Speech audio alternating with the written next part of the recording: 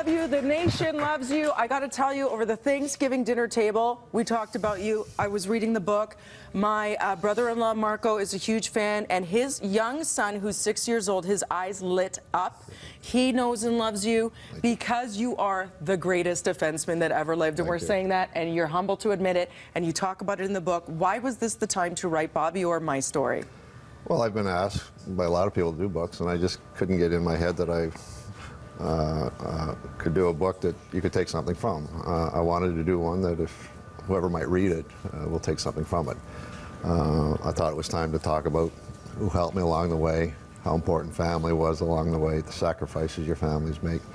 In the book you can read about if you're a young star coming, you know, the challenges you're going to face. If you're a parent with the next one, you give great advice to parents. How you should handle it. My father gave the advice I think every parent should give their child: hey, go out and have fun, and we'll see what happens. Have fun. Have fun, and we'll see what happens. I can assure the parent that if a child has the ability and loves the game and has a passion for the game, as long as they're having fun. Remember, it's not a sprint, it's a marathon. It takes a long time. Kids have to do well.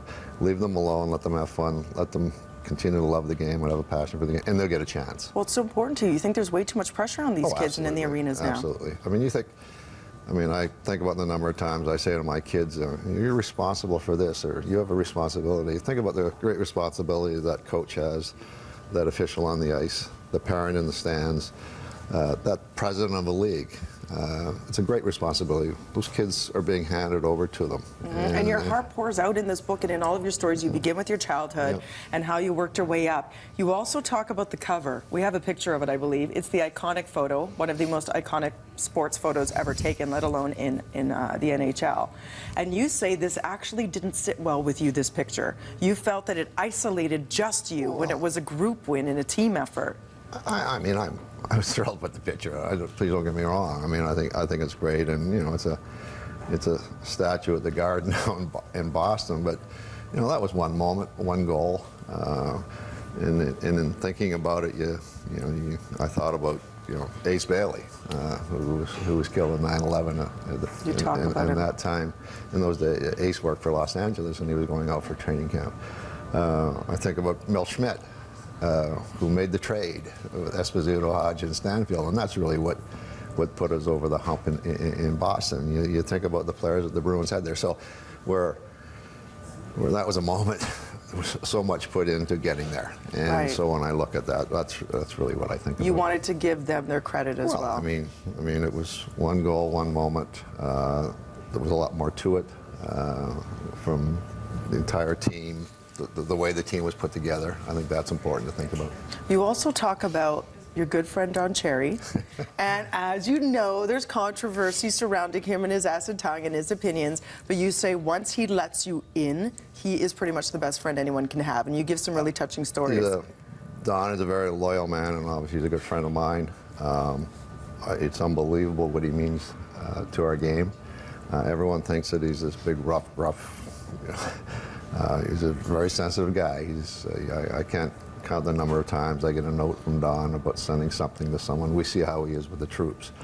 He's a wonderful man, and he's, like him or not, you listen to him. He's paid to give his opinion, and he gives his opinion. And sometimes I hear him, and I think, geez, I wish I had the nerve to say that. He's right. You're too nice. He says it. No, that's his job, to give his opinion. And I talk about Don in the Hall of Fame. I don't, contribution to the game. Don Cherry, his contribution is enormous to our game. Huge to have you say that. To walk through an airport with Don or walk down the street with Don's incredible. It's incredible. I think he feels the same way. Well, we are good friends, and but what he means to the game is enormous. What do you think of today's game versus the NHL? I like today's game. I write in the book, with the new rule changes, it's just made us a little more dangerous with the open ice. The players are so big, they're so fast, they're so strong. My God, and the speed, and they really have to be aware of where they are now. Yeah. You add 4 feet inside the offensive zone, and there are more penalties. So there are more power plays. Not like it was when the rules first changed. I think they've come back to where they should be. But those power plays, and the coach is saying block the shots, and 4 feet's a lot in hockey. Pretty dangerous. I mean, Yeah. you know, guys, Sid gets hit last with deflected puck. You know, Mark Stahl almost loses an eye from a deflected puck. Too dangerous. There's just so much room. You know, it's my opinion. I think Right. the rules have made it a little tougher game. You know what I love what you said that resonated again, the whole theme of the heart? If you watch the way that, you know, hockey players play during Olympic Games, they're driven by passion in the team and playing for the nation, versus sometimes contracts can get in the way and fuzz up your brain a bit. I kind of love that. You want to bring the heart back to the NHL. The only problem I have with the NHL is, you know, you have a level that you should be playing at. I want to see you play at that level at a consistent basis. I mean, everyone can't play at Sidney Crosby's level. I mean, he's there by himself, and Sid plays at his level most nights.